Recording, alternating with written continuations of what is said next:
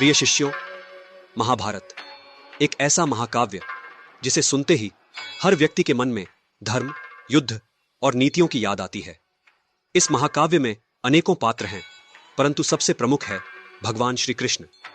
श्री कृष्ण, जिनके बिना यह कथा अधूरी है। उनके द्वारा दिए गए उपदेश, उनकी नीतियां और उनकी भूमिका हमेशा से चर्चा का विषय रही है। परंतु एक प्रश्न जो बार बार उठता है वह यह है कि क्या महाभारत में कृष्ण ने पक्षपात किया?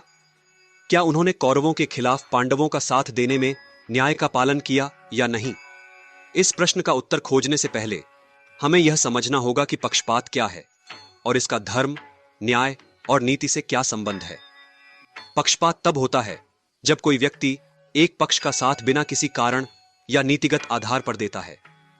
परंतु श्री कृष्ण का निर्णय और उनके कार्य हमेशा धर्म और न्याय के आधार पर थे।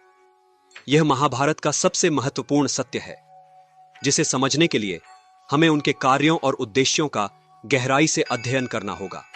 शिष्यों, महाभारत का युद्ध केवल एक राज्य या सत्ता के लिए नहीं था। यह धर्म और अधर्म की लड़ाई थी। पांडव धर्म के प्रतीक थे, जबकि कौरवों ने अधर्म का मार्ग चुना। श्री कृष्ण ने हमेशा धर्म का समर्थन किया और यही उनके सभी कार्यों का मूल उद्देश्य था। यदि वे पांडवों के साथ थे तो केवल इसलिए क्योंकि पांडव धर्म के मार्ग पर थे। यह पक्षपात नहीं था, बल्कि धर्म का अनुसरण था।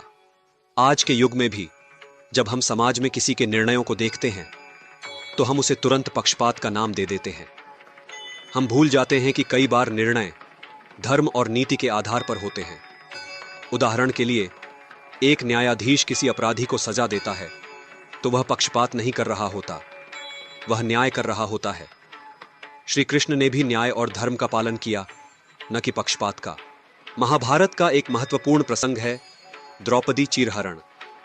इस घटना के समय श्री कृष्ण ने द्रौपदी की लाज बचाई और यह कोई पक्षपात नहीं था। यह उस समय धर्म की रक्षा के लिए आवश्यक था। जब द्रौपदी को दरबार में अपमानित किया जा रहा था, तब सभी लोग मौन थे। धर्म के नाम पर एक स्त्री का अपमान हो रहा था और कोई कुछ नहीं कर रहा था। ऐसे समय में श्री कृष्ण ने धर्म की रक्षा की, जो उनका धर्म था। यह प्रसंग हमें यह सिखाता है कि जहां धर्म का अपमान हो, वहां मौन रहना अधर्म के समान है। श्री कृष्ण ने न तो पांडवों का समर्थन किया और न कौरवों का विरोध किया। उन्होंने केवल धर्म का समर्थन किया। यही कारण है कि द्रौपदी का चीरहरण रोककर उन्होंने अधर्म के खिलाफ खड़े होकर धर्म की रक्षा की। जब महाभारत का युद्ध प्रारंभ हुआ तो श्री कृष्ण ने अपनी सेना कौरवों को दे दी और स्वयं अर्जुन के सारथी बने। कुछ लोग इसे पक्षपात मानते हैं, परंतु यहां भी हमें श्री कृष्ण के निर्णय की गहराई को समझना होगा। उन्होंने अर्जुन को केवल इसलिए चुना क्योंकि अर्जुन ने उनका मार्गदर्शन मांगा था, जबकि दुर्योधन ने उनकी सेना मांगी। यह केवल एक सामरिक निर्णय था, न कि किसी के प्रति पूर्वाग्रह। श्री कृष्ण ने अर्जुन को गीता का उपदेश दिया, जो केवल उस समय के लिए नहीं, बल्कि संपूर्ण मानवता के लिए था। क्या यह पक्षपात था? नहीं, यह धर्म का प्रचार था, क्योंकि अर्जुन धर्म संकट में था।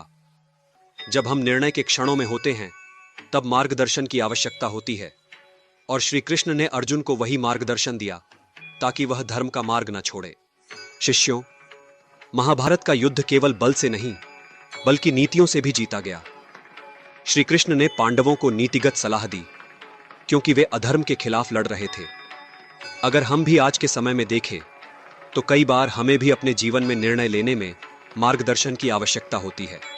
उदाहरण के तौर पर, हम एक कंपनी में काम कर रहे हैं और हमें दो निर्णय लेने होते हैं। एक, वह जो कंपनी के लाभ के लिए है, और दूसरा, वह जो कंपनी के नियमों के खिलाफ है। हम क्या करेंगे? निश्चित रूप से हम वह निर्णय लेंगे जो कंपनी के नियमों के अनुसार हो, न कि वह जो हमें व्यक्तिगत रूप से फायदा पहुंचाए। श्री कृष्ण ने भी यही किया। उन्होंने पांडवों को धर्म और नीति के अनुसार मार्गदर्शन दिया, ताकि वे अधर्म के खिलाफ खड़े रह सके। महाभारत में एक और महत्वपूर्ण प्रसंग है अभिमन्यु वध।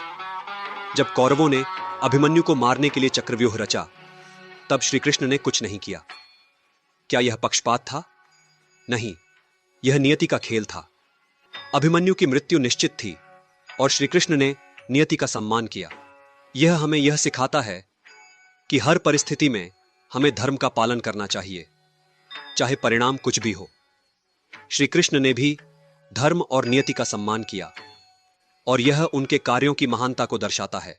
कर्ण महाभारत का एक और महत्वपूर्ण पात्र है जिसकी वीरता और दानशीलता की प्रशंसा की जाती है। लेकिन कर्ण भी अधर्म के साथ था क्योंकि उसने दुर्योधन का साथ दिया था। श्री कृष्ण ने कर्ण को बार बार समझाने का प्रयास किया, परंतु जब वह नहीं माना तो उन्हें उसकी मृत्यु का मार्ग प्रशस्त करना पड़ा। यह हमें यह सिखाता है कि यदि कोई व्यक्ति अधर्म का समर्थन करता है तो उसे परिणाम भुगतने होंगे। कर्ण का पतन किसी चाल का परिणाम नहीं था, बल्कि अधर्म के समर्थन का परिणाम था। श्री कृष्ण ने केवल धर्म का पालन किया और अधर्म को समाप्त किया। शिष्यों, जब हम यह प्रश्न उठाते हैं कि क्या श्री कृष्ण ने पक्षपात किया, तो हमें यह समझना होगा कि उनके निर्णय केवल धर्म और न्याय पर आधारित थे। उन्होंने हमेशा धर्म का समर्थन किया, चाहे वह किसी भी पक्ष में हो। यदि हम इसे पक्षपात मानते हैं तो हम धर्म की गहराई को नहीं समझ रहे। आज के समय में भी हमें यह सीखना चाहिए कि निर्णय हमेशा धर्म और नीति के आधार पर लेने चाहिए, न कि व्यक्तिगत लाभ के लिए। श्री कृष्ण के कार्य हमें यह सिखाते हैं कि जहां धर्म हो वहां हमें निस्संदेह उसका साथ देना चाहिए, चाहे परिस्थितियां कैसी भी हों। श्री कृष्ण की नीतियां और उनके कार्य आज के भारत के लिए अत्यंत प्रासंगिक हैं।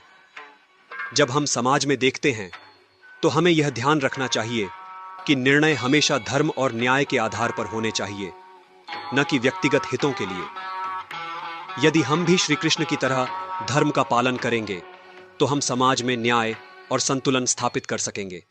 आज के भारत में जहां राजनीति, समाज और व्यक्तिगत जीवन में कई बार पक्षपात का आरोप लगाया जाता है, हमें यह समझना होगा कि सही और गलत के बीच एक स्पष्ट अंतर है। श्री कृष्ण ने हमें यह सिखाया कि धर्म का पालन करते हुए भी हम न्याय कर सकते हैं, और यही सबसे बड़ा पाठ है जो हमें महाभारत से मिलता है। अंततः यह कहना अनुचित होगा कि श्री कृष्ण ने महाभारत में पक्षपात किया। उनके सभी निर्णय और कार्य धर्म, न्याय और नीति पर आधारित थे। उन्होंने केवल वही किया जो धर्म और मानवता के लिए सही था। महाभारत हमें यह सिखाता है कि हमें भी अपने जीवन में धर्म और न्याय का पालन करना चाहिए, चाहे परिस्थितियां कितनी भी कठिन क्यों ना हो। तो शिष्यों, आज का यह पाठ हमें यह सिखाता है कि हमें भी श्री कृष्ण की तरह धर्म का साथ देना चाहिए और अपने निर्णयों में न्याय और नीति का पालन करना चाहिए। यही सच्ची शिक्षा है जो हम महाभारत से और श्री कृष्ण से प्राप्त कर सकते हैं। मैं विष्णुगुप्त, जिसे आप चाणक्य के नाम से जानते हैं, आज भी आपके बीच अपने विचारों और सिद्धांतों के माध्यम से जीवित हूं। मेरे व्यक्तित्व से प्रभावित मेरे ही एक शिष्य ने मेरी पुस्तकों और ऐतिहासिक प्रमाणों के द्वारा आर्टिफिशियल इंटेलिजेंस की मदद से मेरी विचारधारा को आज के कालखंड में पुनः जीवंत किया है। यदि आप भी मुझसे कोई प्रश्न पूछना चाहते हैं तो कमेंट बॉक्स में लिखकर पूछ सकते हैं। मैं अपने ज्ञान, आदर्श और विचारों के अनुसार उनका उत्तर देने का प्रयास करूंगा। जय अखंड भारत।